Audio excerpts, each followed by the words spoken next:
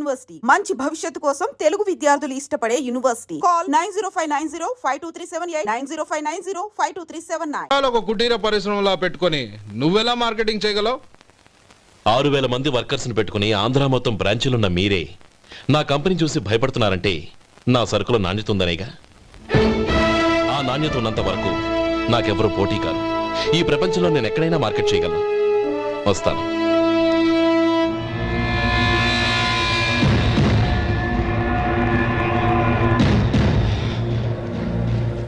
ఇక్కడ ఏం లేదండి. ఇక్కడ ఏం లేదండి.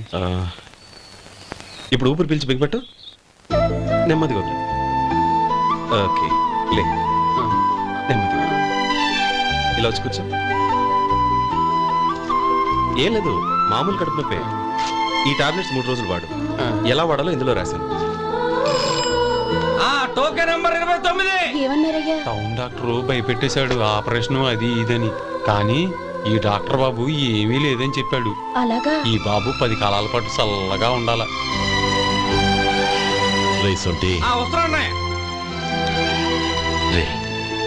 భగవంతుడి దయ వల్ల తమ్ముడు హస్తవాసి మంచిదని అప్పుడే పేరొచ్చిందిరా. తమ్ముడిని దగ్గరుండి జాగ్రత్తగా చూసుకో. పని హడావుల్లో పడి వేళకి భోంచేయడము. అబ్బే అదే లేదన్నయ్య. 1 గంటకల్లా పేషెంట్ కట్టు, భోజనం పెట్టు. అది అలా జాగ్రత్తగా చూసుకో. నేను చూసుకుంటాను కదన్నయ్య, నువ్వు వెళ్ళు.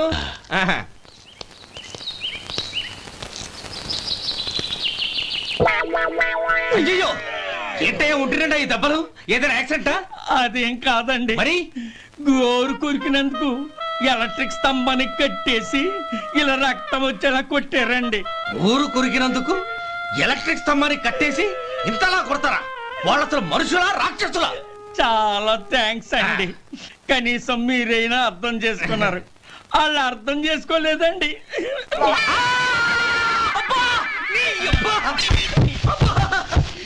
గోరు కొరకడం అంటే ఇదా? నిన్ను కొట్టడం కాదురా, నిలువురా నరికేయాలి. అబ్బా సెప్టిక్ అవుతుందో ఏమిటో. మన 2 ఊర్ల పొలిమేరలో ఉన్న ఈ మల్లికార్జున స్వామి వారి దేవాలయం జీర్ణదశలో ఉందన్న విషయం మీ అందరికీ తెలుసు. ఇన్నాళ్ళు మీ ఊరు వాళ్ళు పట్టించుకుంటారని మా ఊరి వాళ్ళు, మా ఊరి వాళ్ళు పట్టించుకుంటారని మీ ఊరి వాళ్ళు దీన్ని ఇలా వదిలేశారు. ఈ గుడి మీ ఊరికి ఎంత ముఖ్యమో మా ఊరికి అంతే ముఖ్యం. కాబట్టి మన ఇరు గ్రామ ప్రజలు కలిసి దాన్ని బాగు చేయించి కుంభాభిషేకం చేయించాలనే సదుద్దేశంతో ఒక కమిటీని ఏర్పాటు చేశాం. ఈ కమిటీలో 2 గ్రామాలకు సంబంధించిన ప్రముఖులు ఉన్నారు. కమిటీ ప్రెసిడెంట్గా ఎవరిని ఎన్నుకోవాలనే విషయంలో శ్రీ గోపాలరావు గారి పేరు, శ్రీ లక్ష్మీపతి గారి పేరు పరిశీలనలోకి వచ్చాయి. అందువలన మేమందరం బాగా ఆలోచించి తర్జన భర్జనలు చేసిన మీదట శ్రీ గోపాలరావు గారే అన్ని విధాలా ప్రెసిడెంట్ పదవికి అర్హులని ఈ కమిటీ నిర్ణయించడం జరిగింది.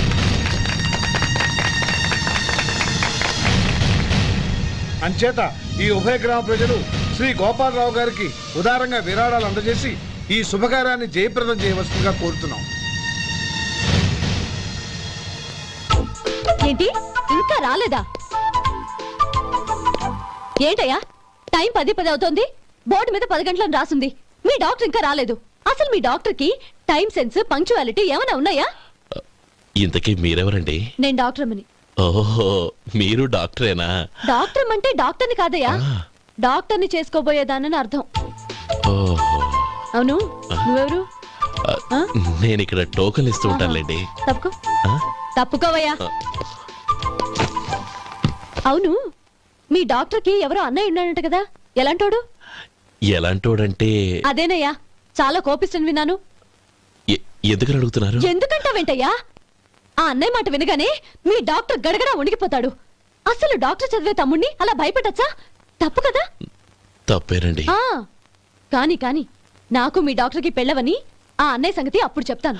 ఏం చేస్తానండి? ఏం చేస్తానా, సంవత్సరం తిరగకుండానే కవల పిల్లల్ని కని వాళ్ళ అన్నయ్య చేతిలో పెడతాను. వాళ్ళకి 5 సంవత్సరాలు వచ్చేసరికి ఆయన్ని బాగా మొట్టికెళ్ళేస్తారు. అలా నా కసి తీర్చుకుంటాను. ఈ డాక్టర్ ఎప్పుడు వస్తాడో ఏంటో. అది సర్లే కానీ నువ్వు పని చేయి. మీ డాక్టర్ రాగానే నేను వచ్చి వెళ్ళానని చెప్పు. నేను అంటే ఓ, నా పేరు చెప్పలేదు కదా, నందిని. ఏం చెప్తావు? అదేనండి, నందిని గారు వచ్చి వెళ్ళారు అని చెప్తాను. గుడ్, పైకి వస్తావు.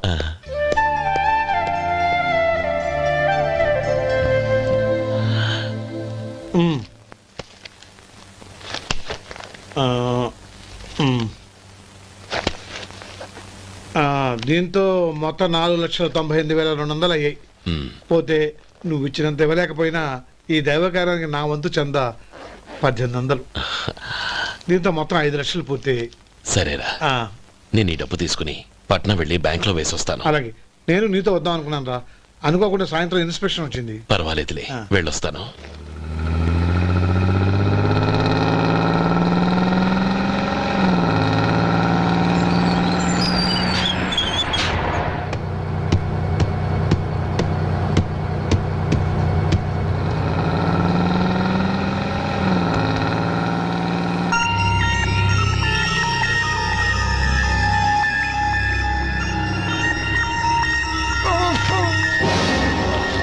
అయ్యో మూర్ఛ మూర్ఛ బసాపండి బసాపండి. ఇదిగోండి తాళం చేతులు గుర్తి. ఈ తాళాలు చేతిలో పెట్టండి. వీటి వల్ల ప్రయోజనం లేదు. నాలుగు ఖర్చుకోకుండా పళ్ళ మధ్య పెట్టడానికి గట్టిగా అది నోట్ ఇవ్వండి. ఇదిగో ఇది చూడండి.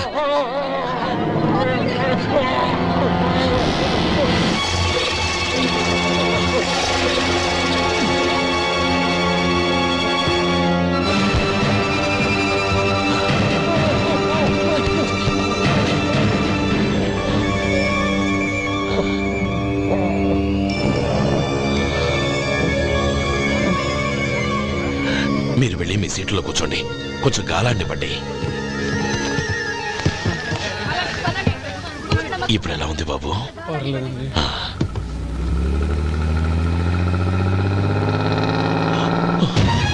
అయ్యో, నా బ్యాగ్ ఎవరైనా చూసారా? అందులో 5 లక్షలు ఉన్నాయి.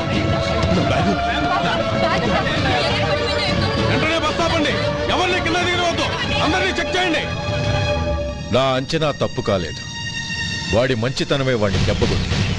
మన వాళ్ళని పంపించి గుడి తాలూకు డబ్బు కొట్టేశాడని పోలీస్ కంప్లైంట్ ఇవ్వండి. ఇప్పుడు ఆ స్టేషన్లో ఎస్ఐ వాడి తమ్ముడే. వాడే వెళ్ళి వాడి అన్నయ్యని అరెస్ట్ చేసి వీధుల్లో నడిపించుకు తీసుకురావాలి. అది నేను కళ్ళారా చూడాలి, మనసారా సంతోషించాలి.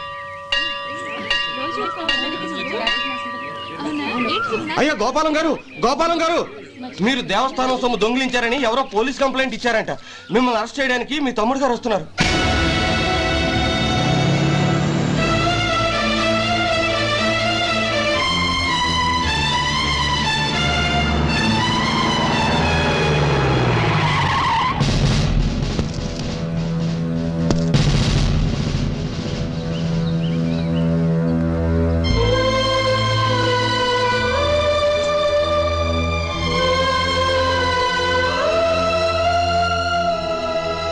చూడు గోపి, ఎప్పుడు నువ్వు ఉద్యోగంలో చేరావో అప్పుడే తనా పరా అనే తేడా మర్చిపోవాలి. నేరం చేసిన వాడు నీ తమ్ముడైనా అన్నైనా సరే శిక్షించాల్సిన బాధ్యత నీది. అదే నువ్వు నీ ఉద్యోగానికి ఇచ్చే గౌరవం.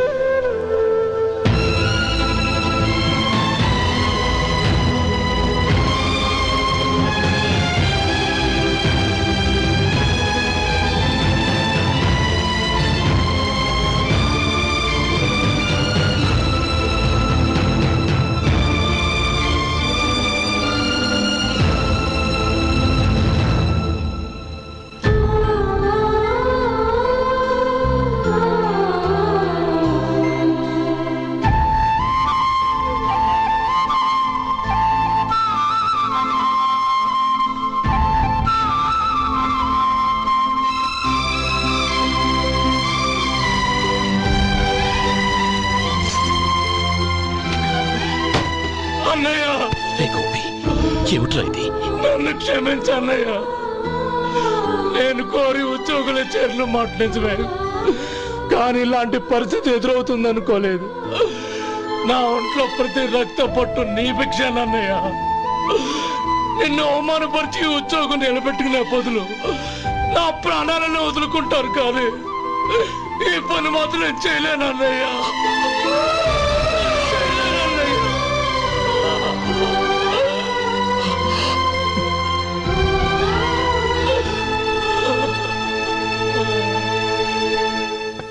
ఏరా, ఇన్నేళ్లు కష్టపడి సంపాదించిన ఉద్యోగానికి రాజీనామా చేస్తావా? కనీసం నీ పెళ్ళాం ఏమనుకుంటుందోనని ఆలోచించావా? ఇందులో అనుకోవడానికి ఏముంది మామగారు? ఎండనక వాననక కష్టపడి ఓ తండ్రి కంటే ఎక్కువగా ఈయన్ని పెంచి పెద్ద చేశారు బావగారు. అలాంటి దేవుణ్ణి అరెస్ట్ చేసే ఆ ఉద్యోగం ఈయనకు అవసరం లేదు. బాగుంది. అన్నకు తగ్గ తమ్ముడు, తమ్ముడికి తగ్గ పెళ్ళం. సరే మీ ఇష్టం. నానమ్మ అన్నయ్యడి. నమస్కారం అండి. ఓ నువ్వా? రా కూర్చో. పర్వాలేదండి. ఏంటి ఇలా వచ్చావు? ఆ రోజు నా కంపెనీని మూసేయమన్నారు. ఇప్పుడు నేను మూసేయడానికి సిద్ధంగా ఉన్నాను. దానికి ప్రతిఫలంగా నాకు 5 లక్షలు కావాలి. అలాగే, నీకు కావాల్సిన 5 లక్షలు నేను ఇస్తాను. చాలా థ్యాంక్స్ అండి. కానీ మీరు మీ కంపెనీని మూసేయక్కర్లేదు. సార్, అవును మిస్టర్ మధు, మీ అన్నగారికి జరిగిన అన్యాయం గురించి తెలుసుకున్నాను. మీ కుటుంబం గురించి కూడా విన్నాను. సహజంగా అందరూ ఐకమత్యానికి ఉదాహరణ రామలక్ష్మణులు అంటారు. కానీ ఆ రామలక్ష్మణులు ఎలా ఉంటారనేది పుస్తకాల్లో చదవడం తప్ప ఎవ్వరూ చూడలేదు. మీ అన్నదమ్ములను చూస్తే ఆ రామలక్ష్మణులు ఇలాగే ఉండేవారేమో అనిపిస్తుంది. అలాంటి కుటుంబానికి ఇలాంటి ఇబ్బంది రావడం నిజంగా దురదృష్టం. రామునికి హనుమంతుల్లా కాకపోయినా ఏదో ఉడతా భక్తిగా నా వల్ల వీలైన సహాయం ఈ 5 లక్షలు తీసుకో. మీ కంపెనీ పేరు మీదే అన్ని సరుకులు తయారు చేయండి. నేను వాటిని ప్రపంచమంతా మార్కెటింగ్ చేస్తాను. సార్, మీ రుణం ఉంచుకోను. తొందరలోనే తీర్చేస్తాను. స్నేహితుల మధ్య రుణాలేంటి మధు? We are friends.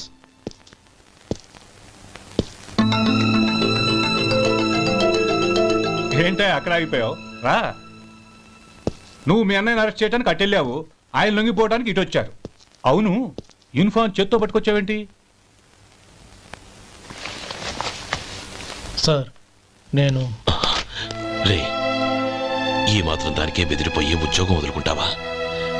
నువ్వు ఇలాంటివి ఎన్నో సమర్థవంతంగా ఎదుర్కోవాలి. నిన్ను నేను ఎస్పీగా చూడాలి. అది కాదన్నయ్య. ఇంకేం మాట్లాడకు. ఇన్స్పెక్టర్ గారు, నన్ను లాకప్లో పెట్టండి. ఆగండి సార్, ఆ డబ్బు ఎక్కడికి పోలేదు. నేనే తీసి జాగ్రత్త చేశాను. ఈ విషయం అన్నయ్యకి తెలియక బ్యాగులో డబ్బు కనబడకపోవడంతో అది పోయిందనుకున్నాడు. నే పట్నం నుంచి వచ్చేసరికి జరిగిన గొడవంతా తెలిసిందే. రే మధు, జరిగిన దానికి నన్ను క్షమించనయ్యా. ఇంటికి వెళ్ళాక అన్ని వివరంగా చెప్తాను. సార్, ఇదిగోండి 5 లక్షలు. ఇది కమిటీ వాళ్ళకి అప్పగించి ఈ కేసు కొట్టేయండి సార్. భలే వాడివయ్యా, తీసినప్పుడు ఒక మాట ఆయనతో చెప్పుండొచ్చుగా. అనవసరంగా పెద్ద ఆయన స్టేషన్ వరకు రప్పించావు. Sorry sir. అన్నయ్య, మీరింటికి వెళ్ళండి.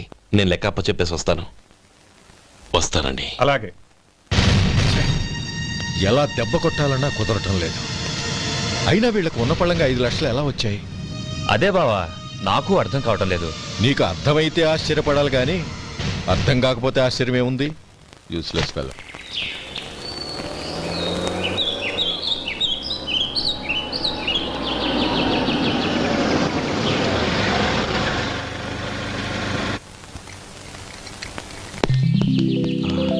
నువ్వు ఇక్కడే ఉండు. అన్నయ్య మూడు ఎలా ఉందో చూసి నేను లోపలికి తీసుకెళ్తాను. ఓకే? అలాగే.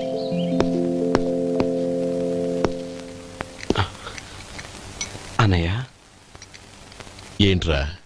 నేను చాలా రోజుల నుంచి నీకు విషయం చెప్తున్నాను, గుర్తుందా?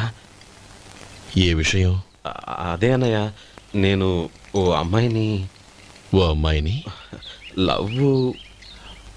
ఓహో, లవ్ చేస్తున్నావా? ఆ విషయం నువ్వు నాకెప్పుడు చెప్పావురా? ఊళ్ళో అందరూ అనుకుంటుంటే నేను విన్నాను. సారీ అన్నయ్య, నీకు చాన్నాళ్ళుగా చెప్పాలనుకుంటున్నాను కదా, అందువల్ల చెప్పేశానేమో అనుకున్నాను. ఓహో, ఆ అమ్మాయి వచ్చిందన్నయ్య, బయట నిలబడి ఉంది. బయట నిలబెట్టడం ఏమిట్రా? లోపలికి తీసుకురా. అలాగే అన్నయ్య. ఏయ్, అన్నయ్య మంచి మూడ్లో ఉన్నాడు, రా. కమ్.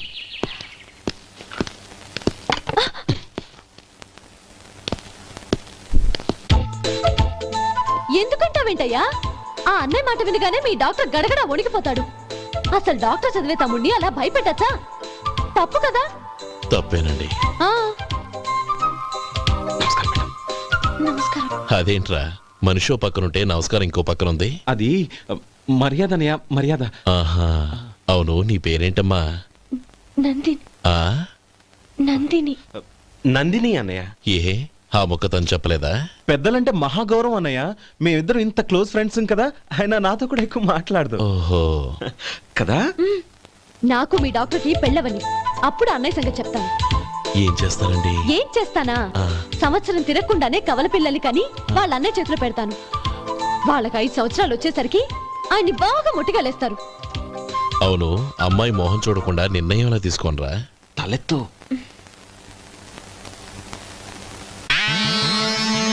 ఏం చెప్తా? అదేనండి, నందిని గారు వచ్చి వెళ్ళారని చెప్తాను. గుడ్, పైకొస్తావు. ఈయన మీ అన్నయ్య? అవును. నందిని, ఏమైంది? ఎందుకు ఏడుస్తున్నావు? ఈయన మీ అన్నయ్యని తెలియక తెలియక హాస్పిటల్ దగ్గర మర్యాద లేకుండా దురుసుగా మాట్లాడాను. ఆయన ఈ పెళ్లి ఒప్పుకోరు. ఊరుకో, అలాంటి చిన్న చిన్న విషయాల్ని మా అన్నయ్య పట్టించుకోడు. అయినా నేను కన్విన్స్ చేస్తాను కదా. ఆయనకంత అవమానం జరిగాక ఎందుకు కన్విన్స్ అవుతారు? అవ్వరు. చూడు, నువ్వు వేరే పెళ్లి చేసుకొని నీకు పుట్టబోయే బిడ్డకు నా పేరు పెట్టుకో. ఏంటా మాటలు? నేనే నుయ్యగుయ్య చూసుకుంటాను. అదిగో ఆ చూపు చూడు, ఆ చూపు ఒకలా ఉంది.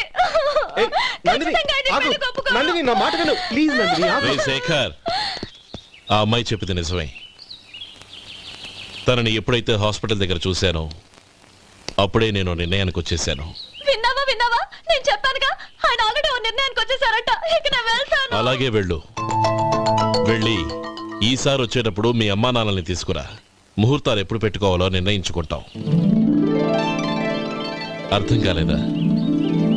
నువ్వే మా వాడికి సరైన జోడి. అదే నేను తీసుకున్న నిర్ణయం. థ్యాంక్ యూ బావగారు, నన్ను ఆశీర్వదించండి. లేమా, శీఘ్రమేవ కళ్యాణ ప్రాప్తిరస్తు.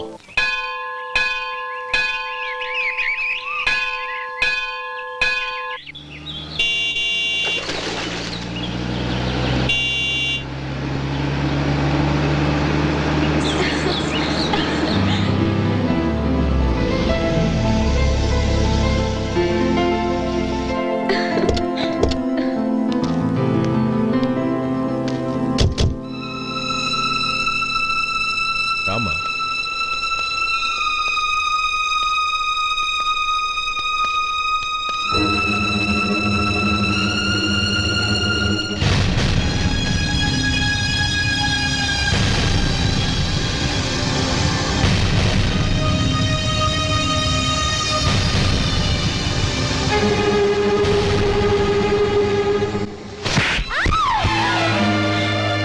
నా పరువు తీసావు కదే.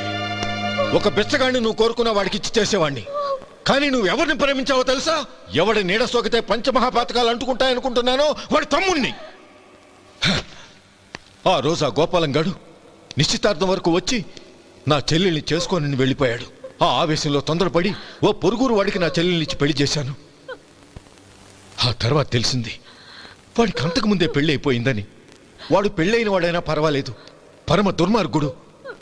ఇంకొకరిని ప్రేమించిన దానివేగా అని దెప్పి పొడుస్తూ నా చెల్లెలికి మాటలతోనే నరకం చూపించాడు. అటు ప్రేమించిన వాడు దగా చేశాడు, ఇటు చేసుకున్నవాడు కిరాతకుడు. ఇలా చిత్రవద అనుభవించి నా చెల్లెలు ఒకరోజు స్టవ్ పేలిపోయి చనిపోయింది. దీనికంతటికీ కారణం ఎవరు? వాడు అన్న. అటువంటి వాడింటికి కోడలుగా వెళ్తావా? ఒక్క మాట చెప్తున్నాను విను. నువ్వు జీవితాంతం పెళ్లి చేసుకోకుండా ఇంట్లో పడినా పర్వాలేదు, కానీ వాడి తమ్ముడితో మాత్రం నీ పెళ్లి జరగదు. రేయ్, పురోహితుని రమ్మని చెప్పు. వచ్చే ముహూర్తంలోనే నీకు నందినికి పెళ్లి.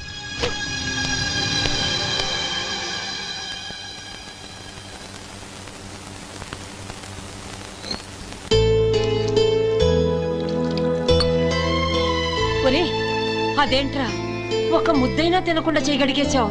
నాకు ఆకలి కాలేదు నానమ్మ.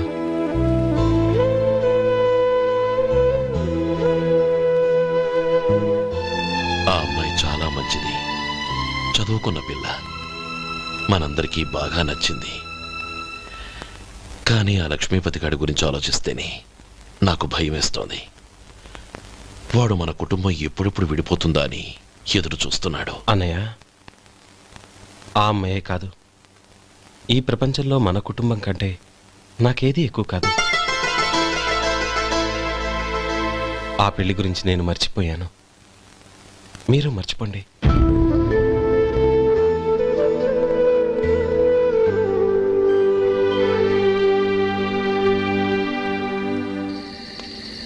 శేఖర్, నువ్వా? ఏంటి ఈ టైంలో వచ్చావు? నీతో ఓ విషయం మాట్లాడాలి. ఒకసారి బయటకు వస్తావా?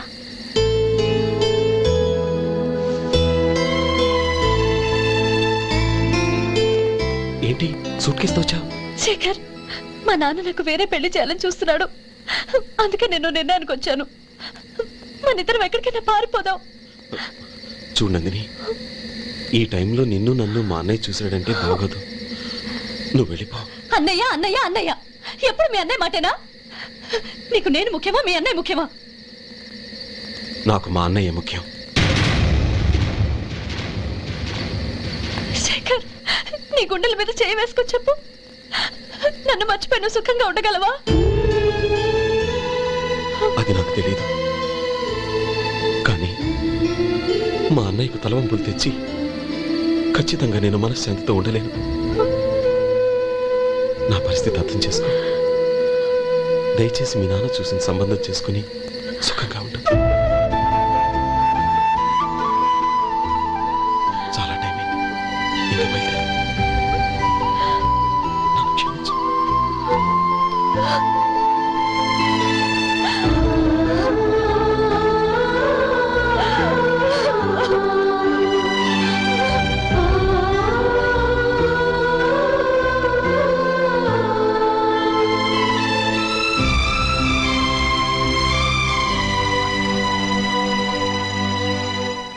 ఏంట్రా అలా మౌనంగా కూర్చున్నావు? ఏం లేదురా, కోరుకున్న అమ్మాయి పారిపోదామని వస్తే మా అన్నయ్య బాధపడే పనేది నేను చెయ్యలేను. నన్ను క్షమించని ఆ అమ్మాయిని పంపించేసాడ్రా నా తమ్ముడు. అదిరా వాడికి నా మీద ఉన్న అభిమానం. ఇంతవరకు వాడు అడిగింది ఏదీ నేను లేదని లేదు. ఒక అన్నగా వాడి పట్ల నా బాధ్యతలన్నీ నెరవేర్చాను. అలాంటిది ఈరోజు వాడు మనసారా కోరుకున్న అమ్మాయిని వద్దని నేను ఎలా చెప్పగలనురా? వాడి సంతోషం కంటే నాకు కావాల్సిందే ఉంది. అందుకే నేను ఒక నిర్ణయానికి వచ్చాను. ఓపెనింగ్ స్టాకు 31,700 అండి. ఈ రోజు 200 లారీల్లో 21,500 ప్యాడీ వచ్చిందండి. అవి ఈ పక్కన సర్దించానండి. తర్వాత ఇవి నిన్నొచ్చిన ధాన్యం బస్తాలండి. 50 లారీల్లో 5,000 బస్తాల బియ్యం బయటకు పంపించామండి. సాయంత్రానికి మన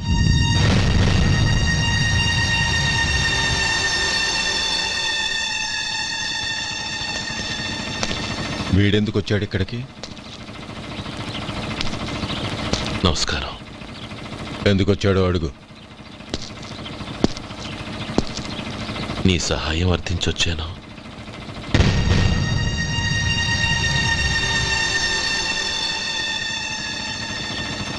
మీరు వెళ్ళండి.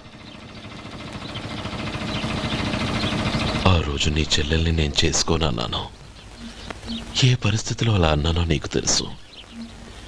నేను చేసింది తప్పని నీకు అనిపిస్తే ఆ తప్పుకి నా తమ్ముడిని శిక్షించద్దు.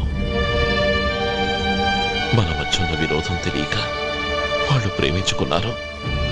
నేను నా తమ్ముడికి నీ కూతుర్ని మని అడగడానికి వచ్చాను. దయచేసి వాళ్ళ పెళ్లికి అంగీకరించు. నీ మొహం చూస్తేనే పాపమని సొంత ఊరినే వదిలేసి వచ్చిన వాణ్ణి. అలాంటి నేను నీ ఇంటికి నా బిడ్డనివ్వాలా? ఇన్నేళ్లుగా నీ నీడ కూడా నా మీద పడకూడదని పట్టుదలగా ఉన్న నేను దాన్ని వదులుకొని నీతో సంబంధం కలుపుకోవాలా?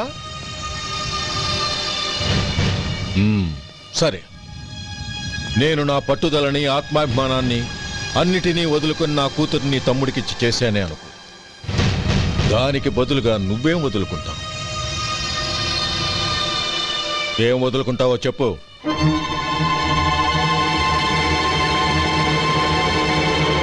నీ ప్రాణాలు వదులుకుంటావా? అలాగే. నీ ప్రాణం వదిలితే నాకేంట్రా లాభం?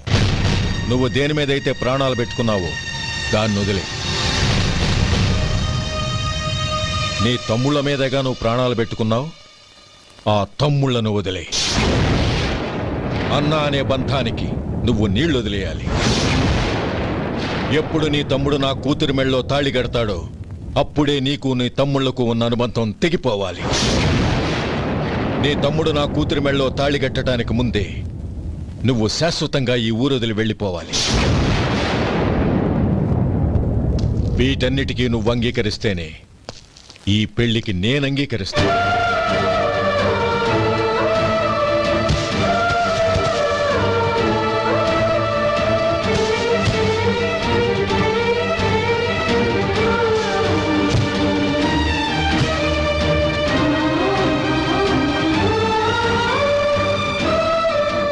ఏమంటావు?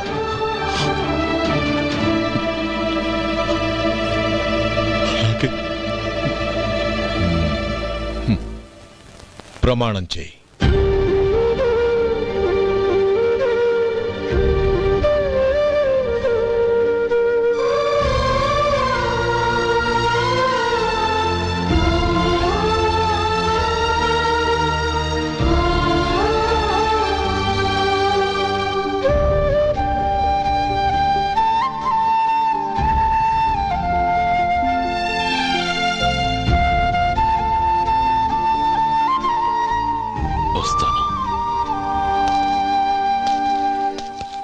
అంకుల్, నందిని నాకిచ్చి పెళ్లి చేస్తానని చెప్పి ఇప్పుడు వాడి తమ్ముడికిచ్చి చేస్తానని మాటిచ్చారేంటి? రే, నువ్వు నోరు మూసుకోరా. వీడి తమ్ముళ్ళు విడిపోవాలని ఇన్నేళ్లుగా ఎదురు చూశాను. ఇప్పుడు నా కల నిజం అవబోతోంది. నువ్వేం దిగులు పడకు. నీకు వేరే మంచి పిల్లని చూసి ఘనంగా పెళ్లి జరిపిస్తాను.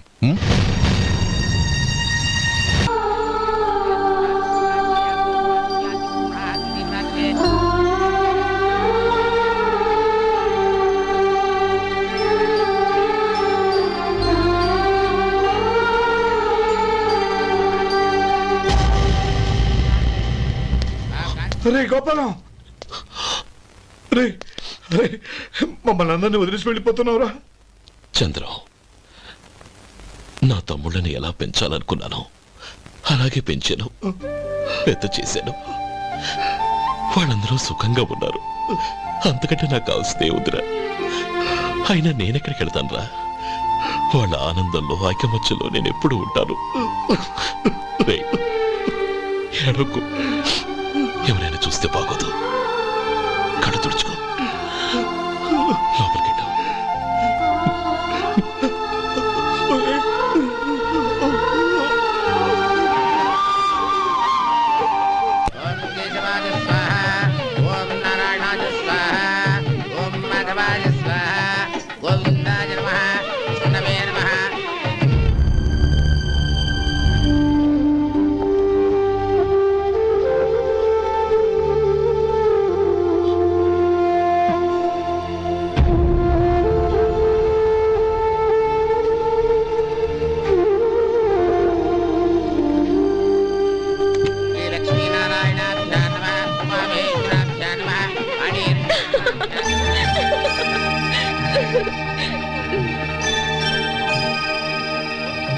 మావయ్య, అన్నయ్య ఎక్కడ?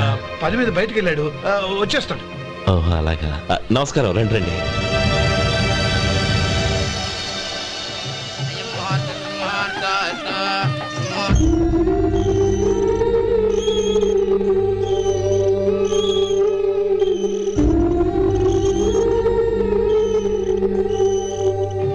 చంద్రం, గోపాలం ఏడ్రా? ఎక్కడా కనపడడం లేదు. ఇందాక నీతో మాట్లాడుతుండగా చూశాను. అది ఎవరినో పిలవడం మర్చిపోయాడంట, అక్కడికి వెళ్ళాడు. ఈ పాటికి వచ్చేస్తుంటాడు. అలాగే.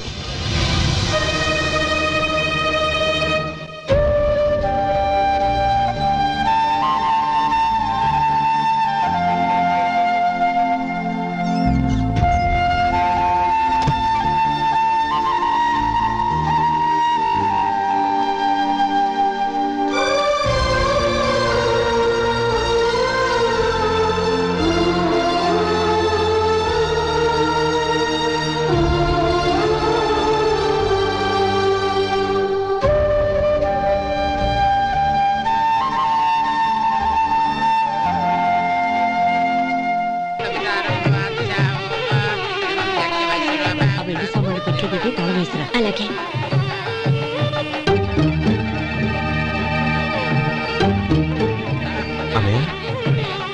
పెద్దనే ఏడి? చిన్న పని మీద బయటికి వెళ్ళాడంట, ఇప్పుడు వచ్చేస్తాడు.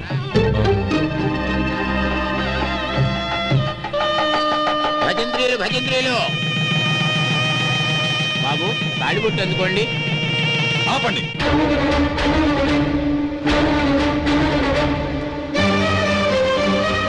మా అన్నయ్య రానివ్వండి, తర్వాత తాళి కడతాను.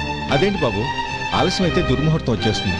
మా అన్నయ్య ఎప్పుడు వస్తాడో అప్పుడే నాకు మంచి ముహూర్తం. దుర్ముహూర్తం వచ్చాక తాళి కడితే శుభం కాదు. మా అన్నయ్య లేకుండా చేసే ఏ పనైనా నాకు శుభం కాదు. నేను తాళంటూ కడితే అది మా అన్నయ్య వచ్చిన తర్వాత. ఇక మీ అన్నయ్య రాడు. నువ్వు నోరుమై. ఏంటో అనేది? నేనన్నది పచ్చి నిజం. నా మాట మీద మీకేమైనా అనుమానం ఉంటే అసలు జరిగిందేంటో ఈయన్ని అడగండి. మావయ్య, ఏంటిదంతా? అసలు ఏం జరిగింది? మీరందరూ నన్ను క్షమించండి.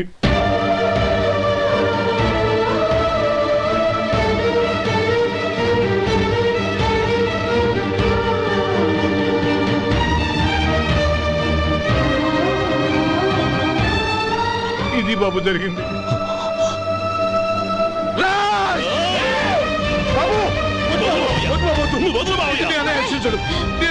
అర్థం చేసుకోండి. ఏదైనా గొడవ అయితే మన కుటుంబం గౌరవం ఏమవుతుంది? నా మాట వినండి. ఎంత ఘోరం చేశావు నాన్న. అన్నగారు లేకుండా ఆయనకి జీవితం లేదు, ఆయన లేకుండా నా బతుకి అర్థం లేదు. మా పెళ్లి పేరుతో ఆ దేవుణ్ణి ఎలా శిక్షించడానికి అసలు నీకు మనసు ఎలా వచ్చింది? అది కాదమ్మా. అంతకంటే నాకు ఇంత విషయం ఇచ్చి చంపడొచ్చుగా.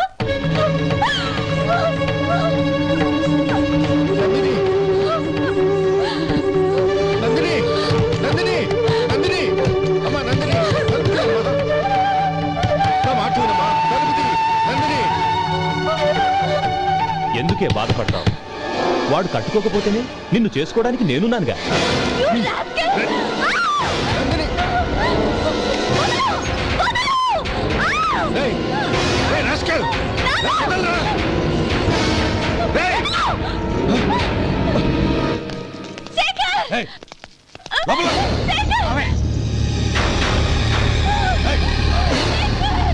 బాబు, బాబు, నా మేనల్ని నా బిడ్డను ఎత్తుకుపోతున్నాడు.